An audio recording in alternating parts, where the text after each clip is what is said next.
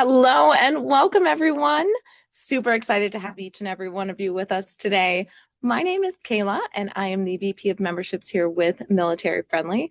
We are looking forward to having you guys join us for this conversation.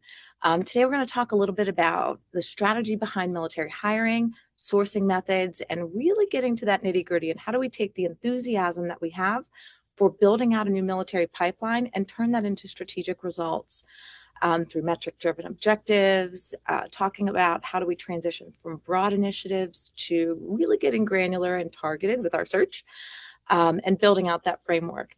And we have today with us an awesome panelist who is a wealth of knowledge and who has done this a million times over. My dear friend, Matt Disher from Cushman Wakefield. Matt, welcome. Hey, thanks for having me. How are you? Always a pleasure. Of course. A little bit about yourself and some of the experience that you bring to the table. Yeah, I served in the Marines as a combat engineer many years ago, and I was an example of a tough transition on the way out. I had a resume that said I blew things up in shotguns and had a hard time trying to figure out how to translate that to anything out here in corporate America. Since then, I have either advised or worked inside of a number of Fortune 500 companies on how to build their own military and veterans programs. I really started my career off at the Cintas Corporation here in Cincinnati, and I currently lead military and veterans programs at Cushman Wakefield. We're a global commercial real estate services company. We manage about 6 billion square feet of property around the world. That's no small footprint. It is there. It's significant. Yep. All right. So before we jump into sort of the omni-channel approach, right, and looking at all of the different sourcing platforms that exist, just a general question. When it comes to the transitioning service member audience, a lot of people wait until, or a lot of companies will wait until after they've discharged out to start engaging with them. What is the importance to engaging earlier? And how do you kind of go, when is that secret sauce? Like, when is the right time to start reaching out to a service member? I don't think that you're ever too early. And I think, like any other brand, you have to think of your employment brand as in the same terms as a consumer brand, right? If you're selling products, you want to make sure that that product sits and exists inside of the military and veteran community while they're in the military and beyond.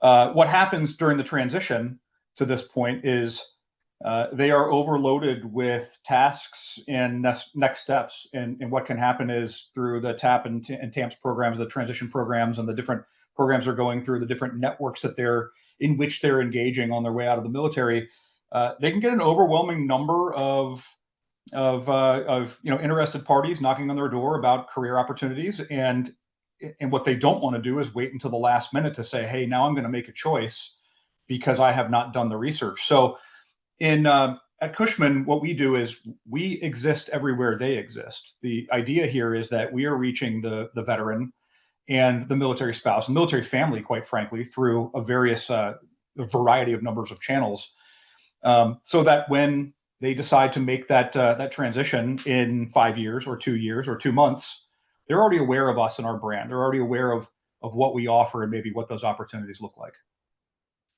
Absolutely. The earlier, the better. And you hit the nail on the head. There is no too early. 70% of those who discharge out will tend to gravitate towards companies they're either already familiar with or that they've heard of. And, in the same lane, you also have brand bias. And it's not just with the transitioning service member market. It's really with all job seekers who are just entering the market, where they may say, oh, well, I'm not into property, or I'm not, into finance. Maybe Cushman's not my gig. Right. Without realizing there's a level of every type of career within a larger organization. I think it's really important for organizations to start educating the audience on the types of offerings that they have, right? So if you are an IT company, let them know you have different positions outside of just IT. It may sound silly, but a lot of times there can be brand bias. When we look at different foundations that you can use to source that talent, right? Like your military niche job boards or your niche virtual career fairs or social media groups. They're flooded, right? With job seekers are flooded with employers. How do you spot out those who have a high intent, right? Or what are some of the signals to look for somebody that is ready to make that move or ready to decide, start the decision process? Yeah, we do it a number of ways. I mentioned before that we like to exist everywhere they exist. So anywhere that, thinking of our veteran population, our military population, active duty or out of the military, thinking of them as a consumer base, which by the way, they are. This is a large consumer base that will engage in some of the similar media. They engage in the same channels on social media. They are on the same channels, the same groups. Marines will follow Marine Corps groups on Facebook, for example. So what we do is this this approach to always looking at where do these people exist, especially in the advent of social media and how there's different ebbs and flows and how social media is used. We are opening the door to all of these people, and the message is that we are a commercial real estate services company, and obviously you have to be very quick about the messaging. It has to resonate with them, but it also has to tell a story about your company. Back to your point about brand bias and, hey, I'm familiar with what this company down the street does, so I could go work there. We're at a disadvantage because a lot of people, to that example again, don't know what commercial real estate is. They don't realize that we have HVAC technicians, we have janitors. I have real estate brokers that are salespeople. These are people that are going out and establishing relationships to do office leasing. We are doing aerospace and defense. We are doing healthcare systems. We're doing all of these different things. We manage some of the most iconic buildings, skyscrapers, office parks, et cetera, down to multifamily residential. We have to be able to open their eyes within 15 to 30 seconds and say, hey, here's what our industry offers. Here's the expertise from the military that we're looking for. I would say that the thing that gives us an advantage that any other organization could use is open the door and allow those people to come in and ask those questions. In other words, we talk about the black hole of applications. I'm applying to a job. You've solicited me. I see you in the magazines. I see you out on social media. I'm clicking a button, applying to a job, and then what? And veterans complain about this openly. The company wants me. I go knock on the door, nobody answers. What gives us an advantage is that if that person is 2 years out or 2 months out, they have a human being that they can reach at our company.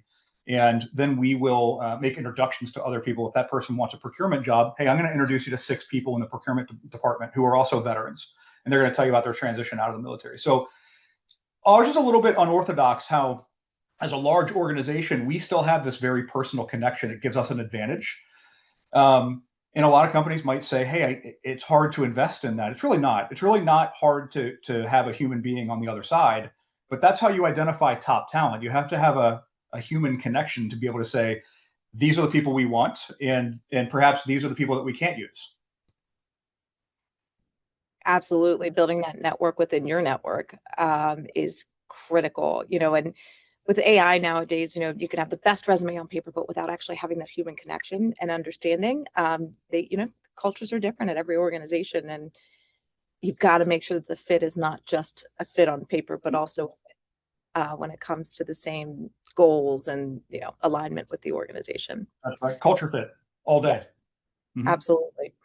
And so we also too recommend, we have partnering with someone that you trust. Right. And so when organizations are entering in the space and they're building that bridge early, it's critical to align yourself with a trusted source in the space, whether it be military friendly, GI Jobs, or any other organization out there that the community trusts, and then sort of start to build your brand through, you can do sponsored content pieces, things like that, that allow you to do how-to articles that educate the audience and connect you to a trusted source that can really help identify some of the high intent individuals, and expand that platform so that you can network and build a network inside of your network. So bouncing into the virtual career fairs, right? And I think with COVID, we all got a little bit accustomed to virtual, and some crave more in person now. But can you tell me a little bit more about some of the benefits to leveraging virtual platforms versus in person? Yeah, quite simply, it is this. The resources that it takes, both candidate and company, to get to a physical job fair can be significant. And that was the way we did it for so many years. I've been in this industry, in this community, doing this type of work for probably 16 years of my career. And when we started, When I started, it was almost exclusively print ads and it was almost exclusively physical job fairs. COVID obviously changed the physical job fairs thing to to favor the virtual piece. But this is it. If you're hosting a physical career fair at a stadium in a city, and you have a job seeker that is an hour and a half away, and that person's actively in a job, it's going to be very difficult for that person. Or if they're at home with their kids or whatever, they got to get their kids to school. It's going to be very difficult for that person to make it to that physical event, which gives them a disadvantage. It also gives you a disadvantage because they might be top talent. Taken one step further, we have an abundance of remote workers now. We have an abundance of hybrid workers right now. They might be an hour and a half away from the office, and they only come into the office once a week. They're still top performers. Those people aren't coming to physical job fairs because it is not worth the juice is not worth the squeeze in some cases. So what the virtual platform allows them to do is they can be hours and hours away, or they could be stationed at Camp Lejeune in North Carolina and come to a virtual event for Phoenix, Arizona, without having to fly out to Phoenix, Arizona and be in person.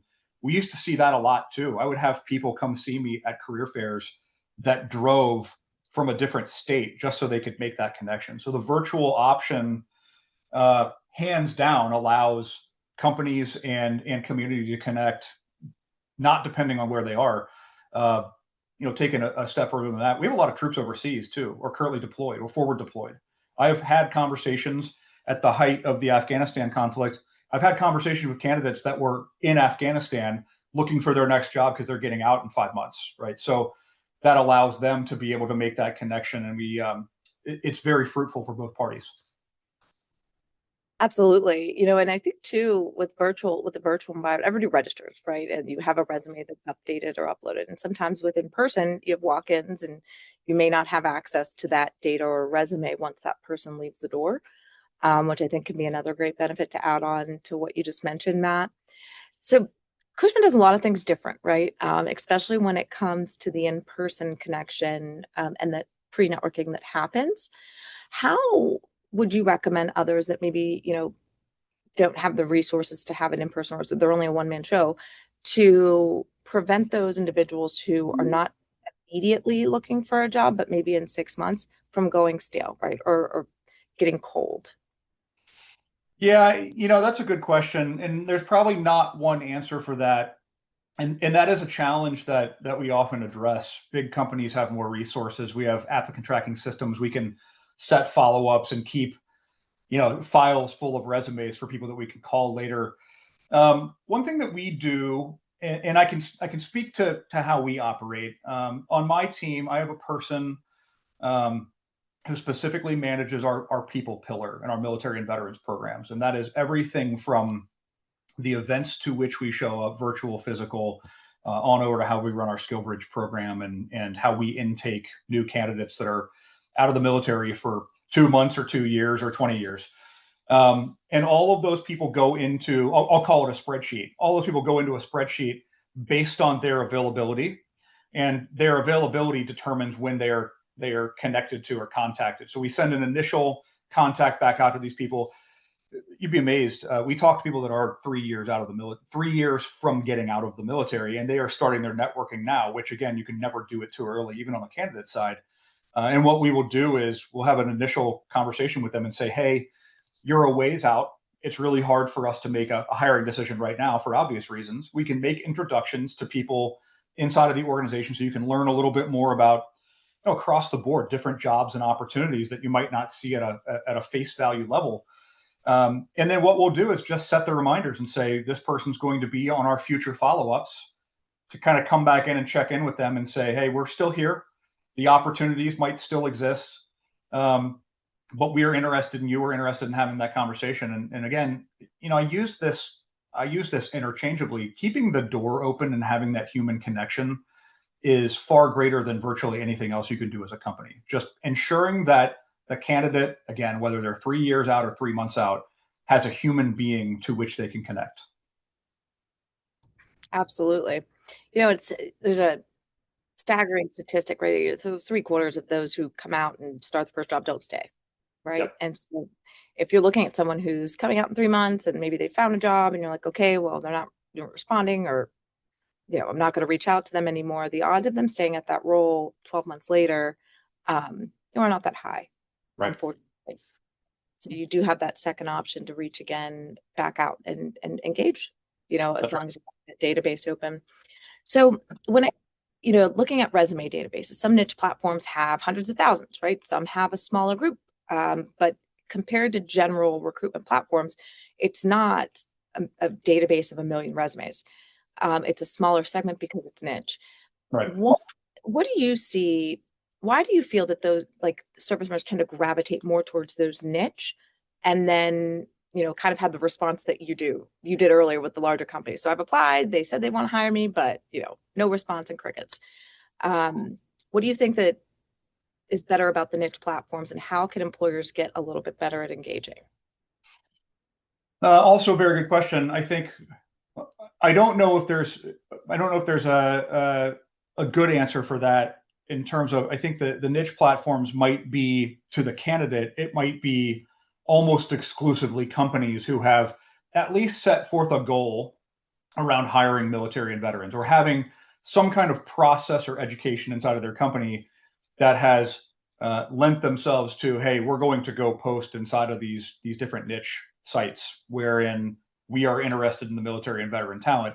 Now, that also, I don't want to ignore that some companies might not have a goal, might not have a unique program or even an offering to veterans, but they're still in there because they recognize the value of the talent, or perhaps some other reason they're a government contractor and they might have to have some of these goals, some of this outreach. So I think veterans gravitate toward those things because their belief is that the companies in those niche sites might be specifically looking for them.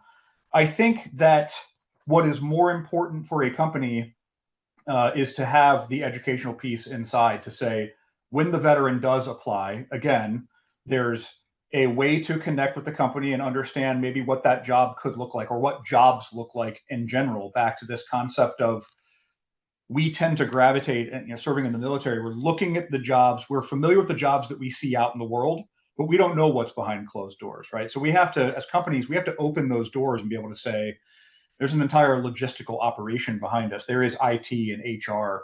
We have salespeople. We have account managers. We have all these different things. Back to answering your question, the niche sites are based on that. They're branded toward military and veterans. I think you can differentiate yourself as a company as, engaging in those. Not all of us are spending time flipping through resumes and resume sites. The fruit of our labors really is that we put our digital advertising and in-print advertising out to where the veterans are. Again, we're literally geo-targeting and behavioral targeting, search engine marketing. We're wrapping digital fences around and creating ad sets that are going to reach a specific population of people in specific places in some cases. And those are military installations and or high veteran populations. So then we're feeding the messaging to those people that is according to, hey, if you're post-military, or if you're looking for your next job out of the military, Cushman Wakefield has an opportunity for you. Come talk to us. Absolutely. And in today's world, we get bombarded with digital ads, right? Here, you're there, it's everywhere. Right. I think, aligning yourself with the niche brands ends up, like you said, being able to set you apart a little bit. But how would you recommend organizations cut through that digital noise and actually get veterans' attention? Yeah, our strategy is this, and I've touched on this a couple of times, but it is exist everywhere they are. So we become a household name. And that's really hard we're a B2B company. We're not a consumer-based company. You can't walk into a Cushman Wakefield store and buy something from us. You can't order us online. We are doing office leasing and integrated facilities management, right? So for the veteran population, something that I was challenged with when I came to this company almost 7 years ago was, can we compete in the marketplace for veteran talent with the big companies out there that are hiring tons of veterans that are consumer-based brands? And my answer was yes, not at the same volume they can, but in terms of quality over quantity, we absolutely can. And that is, again, it cutting through the noise if we tend to think about typical recruiting strategies, it is looking at resume boards and it's being at job fairs and doing virtual career fairs. All of those are pieces of a larger strategy. You have to share your message and make it recognizable by the military and veteran population. Speak their language. Make sure that even if there are people in your advertisement, or the video, like we do YouTube ads and streaming ads on streaming services, geo-targeted around military installations. I'm giving some of the secret sauce here. We want you to be watching your TV show at 8 o'clock at night, and when it goes to commercial break, you're seeing a 15-second Cushman Wakefield ad. The idea there is it's like the old sales strategy that I think the number used to be 15 touches to get the door to open. I think that number has increased because of the amount of advertising noise out there. So we're looking at 25 or 30 touches to get somebody to actually scan the QR code or to come take a look. We want them to see us and keep seeing us and keep seeing us through the life cycle of their military career and then beyond. That's how we cut through the noise. We continue to share a message that is, we might have something here for you. Come take a look. We'll generate curiosity. We'll cut through the noise so that you'll understand that we're a large industry with a lot going on, and there might be a potential opportunity for you here. At least come look. Yeah, you hit the nail on the head again. If I could give you a high five through the camera, I would. Consistency is key. And so GI Jobs itself publishes some really iconic issues, right? So we've got the Military Friendly Employers Guide and the Mother of All Transition Guides. Digital is, it works. We all know that, right? You can target, you can get exactly where you need to be at the right time with the right message. But you also want to have that 777 rule where they're seeing you outside of just that digital platform, like you said, to help cut through some of that noise so that you're always present. The Military Friendly Employers Guide is sort of a piece that acts as a, called an old yellow pages, right? So while you're sitting in a classroom where maybe your digital phone or your iPad is not readily available and you're listening to what Uncle Sam has to say, you've got a resource right in front of you that lists out vetted employers who want to hire you, right? And so that's, the Military Friendly Employers Guide. That is what it is, distributed to every base in the world. Right. So you guys have been a military friendly partner for a really long time, as well as a designee. What are some of the advantages to being a military friendly employer, and how has that helped you attract talent? It brings credibility to our brand. Again, we might be wholly unknown to anybody in the veteran space, in the military space. They're familiar with the consumer brands and in the stores and online stores in which they can shop and buy. So we have to push a little bit harder. The advantage is this: quite simply, we'll take the survey each year, and in some cases we base our strategy around what's on the survey. We might look at that survey and say, hey, we're not doing these things. We should do these things. What we find in that is that we actually advise other companies quite often on certain strategies that they can implement. It's credibility, being able to put those badges on things and say, hey, we are out here in the world. We have done the work to have the resources to which you can plug in post-military or in your military transition based on what that standard is. And in my opinion, the standard is the military friendly survey. It covers a lot of ground, and it talks a lot about, advertising and recruitment tools and retention tools and what else are we doing inside of the company to make sure that we're not only attracting top talent but keeping top talent. So it all boils down to having credibility out there in the market. And I'll tell you, there's credibility beyond that, beyond just talent too. Our clients look for this trust as well. So there's a business case around it as well. Our clients are some of the largest companies in the world that also themselves have military and veterans programs. So there's a bottom line impact to how we do business out here in the world. A lot of the veterans that we hire into the company are sitting on client accounts, serving our clients. They are on client properties. So our clients look for that value as well. Absolutely. It's a holistic approach, right? It's not just the hiring. It's not just your outreach or what you're doing to market your organization. But it's everything, right? Are you engaging with veteran-owned businesses as your suppliers?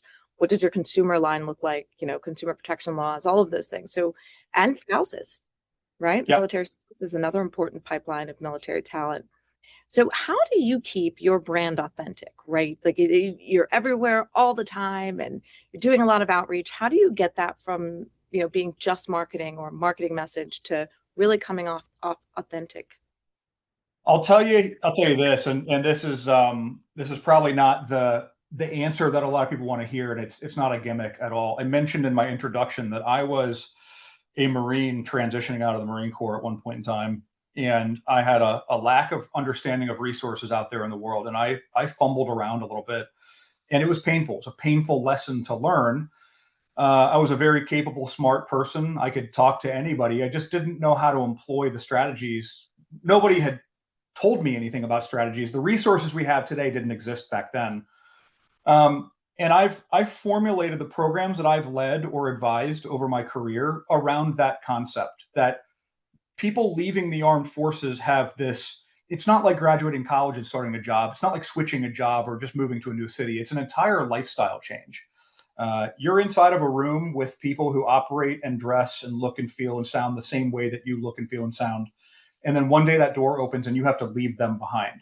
And everything you knew of your career and your life and where you lived and the places you went and shed blood, sweat, and tears alongside of gets left behind. And now you have to go start fresh. You have to go start new.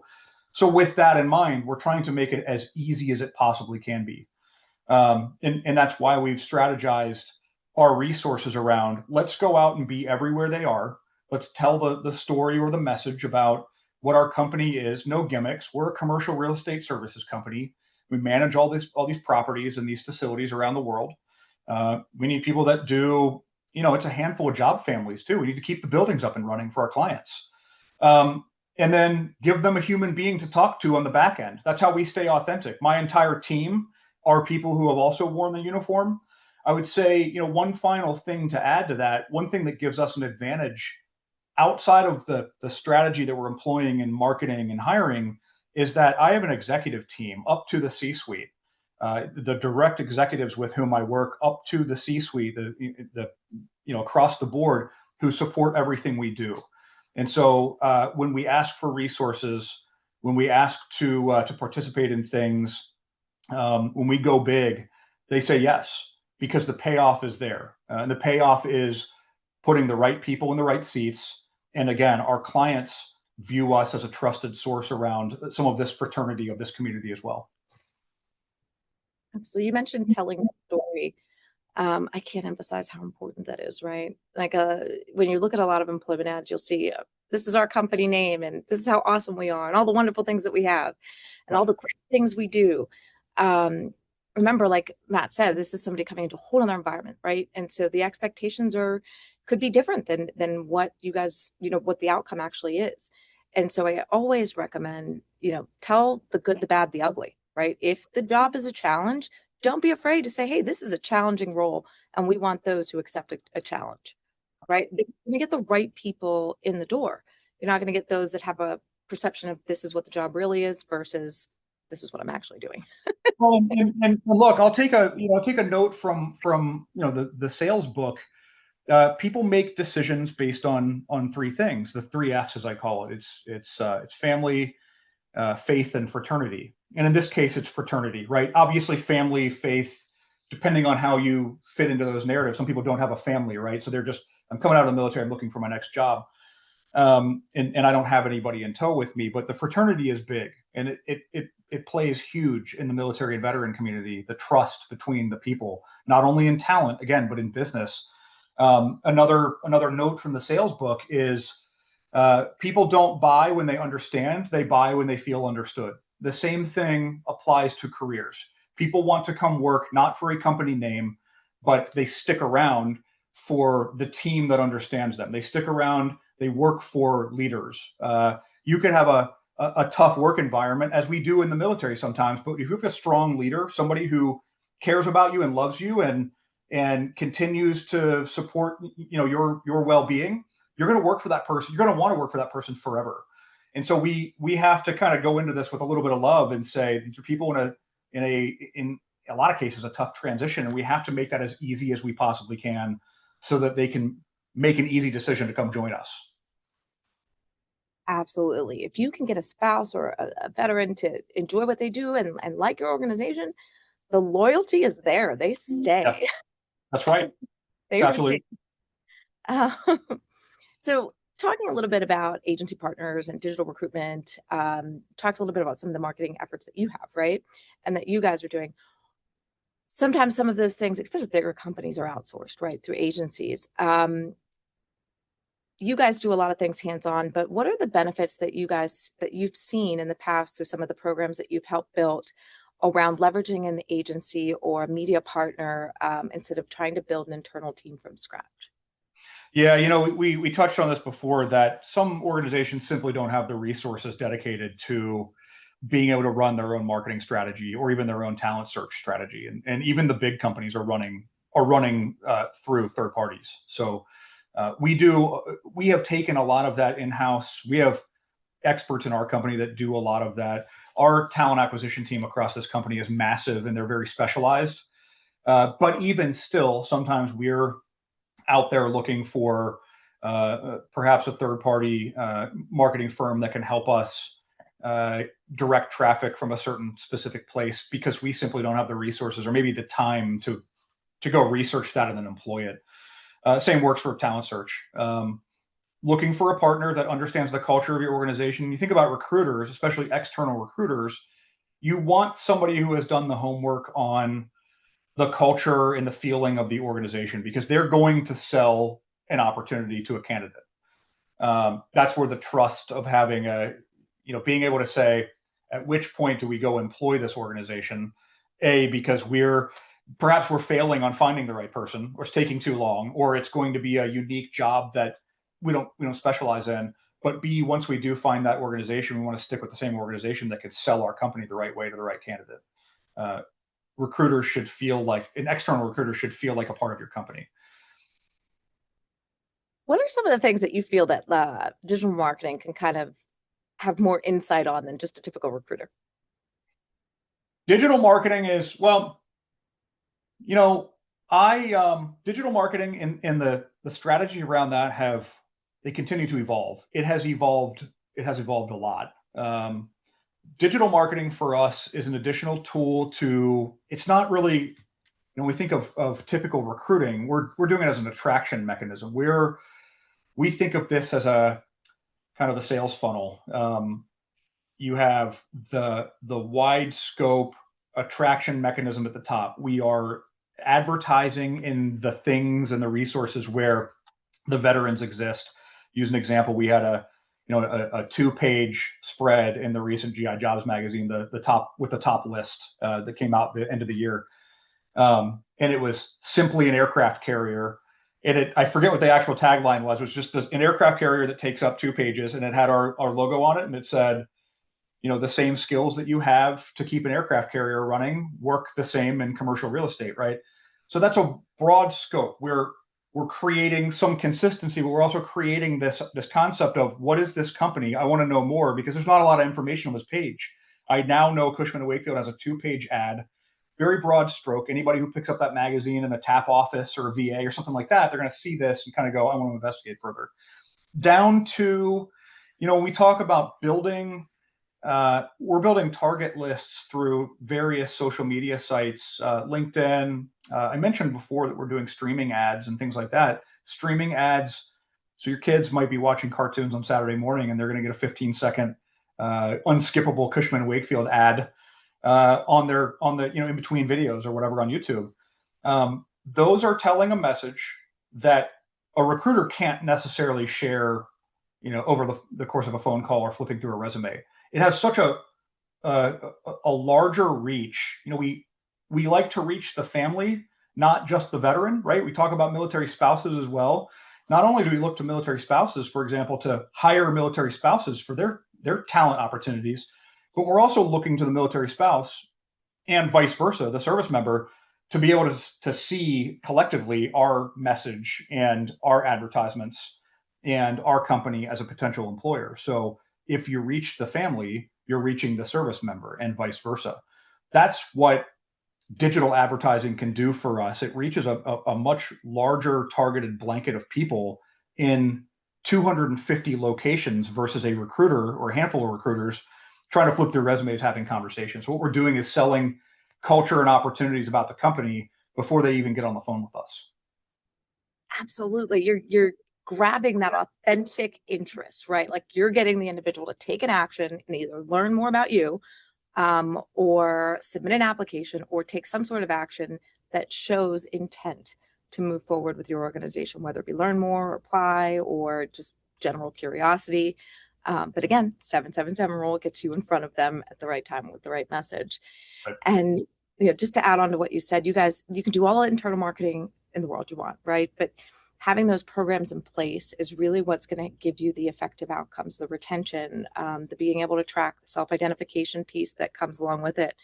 Leveraging some of those external providers, like a GI Jobs or a Military Friendly or any other resource that's available out there, allows you to tap into their network, right? And so known media agencies will have their own set of data, or what we call first-party data of our users, which just allows us to add on top of what you're doing, another layer to say, here's our audience, let's get a little bit more granular. Digital marketing's come a long way, like you Right. said, and I think the advancements are a little scary as far as what you can target. It is. It is. It's amazing too. It's amazing how granular you can get. And then when we talk about retargeting, so it's you engaged this at some point in time. We're going to the best case example of this that I give people is if you go on the internet right now on your phone and you look at a car dealership locally, what you'll start to see is all of your advertisements become cars. It's all the car brands feeding you ads. We're utilizing the same measure of technology. We're just basically saying that you have shown interest in behaviors via social media or internet behavior, whatever it might be.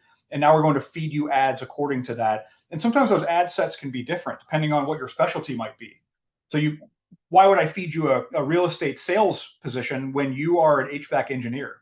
I'm going to feed you the HVAC engineer role, and I'm going to share that with you in your local geography. So it's pretty amazing when you really dig into it, how you can target people and their behaviors and just kind of follow them around and let you know that they're there. And we like to joke around. We don't want you to escape us. We want you to be able to keep seeing us and then eventually at some point in time engage.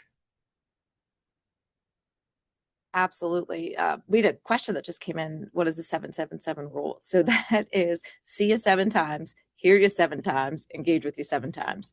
So Right. that is the plus 15 metric that Matt was referring to earlier. So that's typically the number or the average number of engagements it takes in each category for someone to actually take an action or to apply for a role.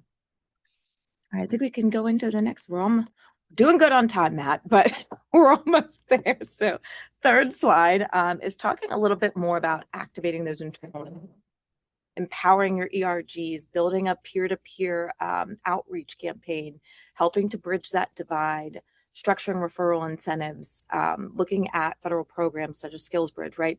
Things that can really help you accelerate those efforts through your own internal engine. And help create that authenticity in your efforts. So looking at ERGs and BRGs, what are some of the ways, Matt, that you guys leverage your ERG and BRG groups to help in your talent pipelines? Yeah, I tell you this, we are unique again in this case that we have two separate programs here. We have our military and veterans programs, which are a holistically separate entity from our veteran ERG. And the reason that is because one of us focuses wholly on the external reach of talent attraction, the programming that goes outside the world in the on the military installations and alongside of our clients, the brand and marketing element, all of that is separately organized and funded as a separate program from our veterans ERG, which the veterans ERG is engaging the veterans inside of the company and ensuring that network exists. And the reason why we have it that way is it actually goes back a ways. Before we had a veterans ERG, the military and veteran program was established to attract talent. And we recognize that those can be two functions, right? ERGs are typically run by people who have a full-time job inside of a company, and they do off the side of their desk, or a community of people off the side of their desk are engaging veterans or engaging external veteran talent, et cetera, et cetera. We wanted to be very deliberate. We didn't want it to be off the side of somebody's desk. So I mentioned before, I have a team. All of us are specifically dedicated specifically to the military and veterans programs. We don't have another job inside of the company. our ERG, and as ERG should go, they can engage in the external messaging, as some of them do. They can engage in the external messaging and attraction of veteran talent, telling the story, which is very important. We've already touched on that. Gaining the trust, and in some cases sharing stories about veterans inside of that company, respectively, who have amassed great careers and have had success stories. Our value in the veteran ERG is that we have people spread across the country in various markets. We don't have necessarily hubs of veterans where they all sit in one place. So we have offices in a lot of our large markets, but our veterans can be, again, an HVAC maintenance technician in the same city as a veteran real estate broker, but they're not sitting in the same physical location. So our ERG acts as sort of a community network to make sure that that all of these people at some point in time on a monthly basis can get together virtually, and then by market or region, they also have opportunities to come out and do some of the work that we're doing out in the world. Going to the job fairs, going to the military summits, the various organizations that host summits and get-togethers out there in the world. We can engage the ERG members to say, hey, we're coming to Boston. We're going to host an event in the Boston office, or we're going to an event in Boston. 15 of you live in Boston. Would you like to come to this? And then let's go out to dinner. The ERG inside of our organization is really managed as a network of veterans, engaging them, connecting them to internal mentoring resources. We just did this is silly down to the basics. We just did a huge order of t-shirts for everybody in our veterans ERG on up to the C-suite and all the executives who said, hey, I want a t-shirt too. Right. So we made some custom t-shirts. We do that a couple of times a year just to make sure that everybody's got something to wear out there in the world, saying that they're a veteran or of this community inside of the company. So it really creates a community, creates that camaraderie, allows us to know who each other are, allows somebody who might be early in their career access to somebody who's been here for 25 years and is sitting in an executive level, right? It just opens that connectivity, which is, again, what keeps people around. Paychecks and job functions are important. What seems to be more important, as we know in the military, again, charging machine gun nests aren't the funnest jobs in the world. We stick around and we do these types of jobs. We inherently put ourselves into dangerous situations, or we inherently do tough jobs where we don't sleep for days on end in the military because of the connectivity to our brothers and sisters to our left and right. We're trying to duplicate the same thing inside of a company with the ERG. Absolutely. Your ERGs are powerful. They're your net promoters, right? Like, they are the individuals within your organization. And you don't have to be a big company to have a group of individuals that love what they do and love, who they work for, and they're willing to share that with the world, right? And so those are your biggest net promoters. Leverage them to tell the story, leverage them to tap their network, right? If likely they like working for it because it's great at their job. And they're hard workers, right? They're looking at ways that they can add more value to the organization and assist the organization outside of their typical job functions. Like, these are volunteer roles. And birds of a feather flock together, right? So if you are a hardworking individual, you are not friends with a bunch of people who are not hardworking individuals. So it's a great way to get more net promoters into your organization as well. Right. And you also mentioned, having that peer-to-peer connection, being able to bridge the divide, right? Sharing your story. Here are some of the nitty-gritty truths about what it was like when, Matt transitioned out, and some of the things that you actually may face. And sometimes I think people are afraid to talk about those things, when the biggest benefit you can do is talk about it, because it can help stop someone from having the same experience, right? That's right. You guys use the t-shirts. Very simple. Yep. Goes a long way, right? Yeah. Even it's wearing the same uniform again, right? We chewed the same dirt or similar dirt, right?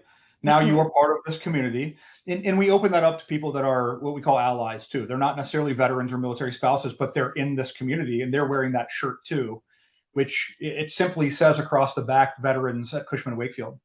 And they can wear that to the gym or out to the park, or where they wear to the office on a Friday. But it does allow them, again, fraternity into this community. Absolutely. And it sparks conversation outside of the workplace, outside of that work. It's an advertisement. Everything's an advertisement. Yes. Yeah. Especially for you guys, you're B2B, right? So with the public, walking across someone who may have Cushman Wakefield on their shirt, they're like, what is that? Who's Cushman Right. and Wakefield? I know veterans, but I don't know Cushman. Um, what do you feel is and we talked about that authentic experience. We talked a little bit about building the narrative and sharing your transition story.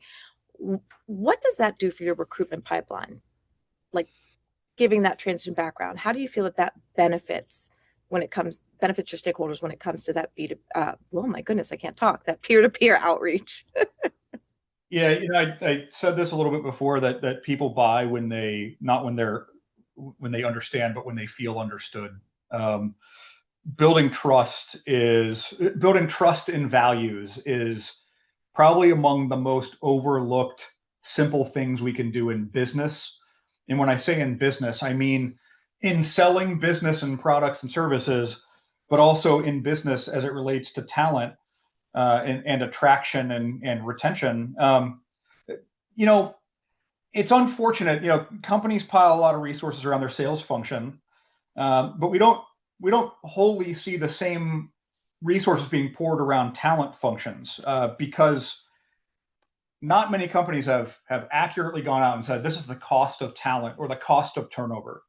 You can anecdotally find this on the internet. Like if you have a sales job and that person leaves and that person was even a mid performer, what you're going to cost, and it's going to cost you time and a half or salary and a half or something like that within the first 6 months, right? And that extrapolate that data to somebody who's doing millions of dollars in business each year, and now you don't have that person. You have to bring a new person in to go out and solve these complex problems alongside your clients. It's costing you millions and millions of dollars.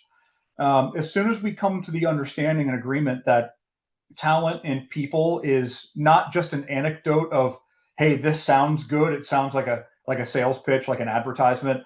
Our most important resource is our talent or our people.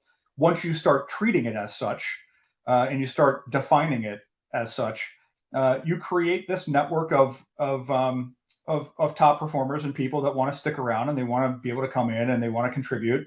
And it creates this fraternity, et cetera, et cetera. In my world, I'm speaking to the person who is transitioning out of the service. They're leaving the military at some point in time, or I might be speaking to a potential client or existing client, and that person has themselves left the military at some point in time, and perhaps they were connected to this community. I always like to reference the fact that I think it's 65% of American households, the number might be bigger, have some sort of direct connection to the military, whether their mother or father or grandparents or son or daughter served in the armed forces. Everybody has some sort of relationship to this community, or 65% of those households have 65% that they have some kind of relation to this community. We're betting on that concept that trust and shared values will attract top talent, and it'll help us do better work with our clients. My story is this: that I'm not the only one who transitioned out of the military and bumbled around in the dark for a little bit. I've been there and done that. I've chewed the same dirt. My team has been overseas and done the overseas things in the post 9/11 generation, right? We are a larger executive team of people who have traveled around the world and done a lot of this work in the armed forces, and now we're here doing business. And that again, it builds trust. And I like to talk a little bit about how the military and veteran community is wholly, not completely, but wholly non-controversial in the United States. In other words, most people support the military and veteran community. It's not something that takes a partisan, argument or anything like that. Yep. Americans like the military. Yeah, right. These days, right? And it's valued by people, and it's trusted by people. So I think to kind of wrap that up, I was there too. I was wearing the uniform. I share the same values. I get to come to work every single day and work in the community that I legitimately love. Right? This isn't a job to me. This is a hobby. I just happen to have this as a job, and we get to do this amazing work on behalf of a company that supports us 100%. That story is real, and there is no gimmick about it. And I think that people are attracted to that reality and the fact that we've done the same things and we're of the same community and fraternity, and that I am here to support your career and I want to see you get wherever you're going with the least amount of speed bumps. Absolutely, Matt. And having that true connection and that conversation goes such a long way. Um, 100%. go into our closing slide. So, Matt, I wanted to take some time towards the end of this and talk a little bit about SkillsBridge, but Yeah. we are coming up on time. So, I'd love to invite you back Yeah. to do a session specifically on that. I know that you guys do a great job in leveraging that program. And you've been there since the beginning of it to where it's at now. So, you've got a lot of learned lessons to share with our audience. Yeah. Yes, for sure. But I want to say a big thank you to you for joining us today. You are a wealth of knowledge, and we appreciate you taking the time to answer our questions and to have a discussion with us. And for those of you that are out there, we appreciate you guys joining us. We hope that you had some takeaways and learned a thing or two. If you're ready to get started and start recruiting more veterans in your organization, you can go ahead, and military spouses, you can go ahead and scan that QR code, book a discovery call with our team. We can talk a little bit more about strategy and how we may be able to help you get there. Thanks for joining us. Thank you for spending some time with us. And again, Matt, thank you for you and your expertise. We appreciate you. Thank you for having me.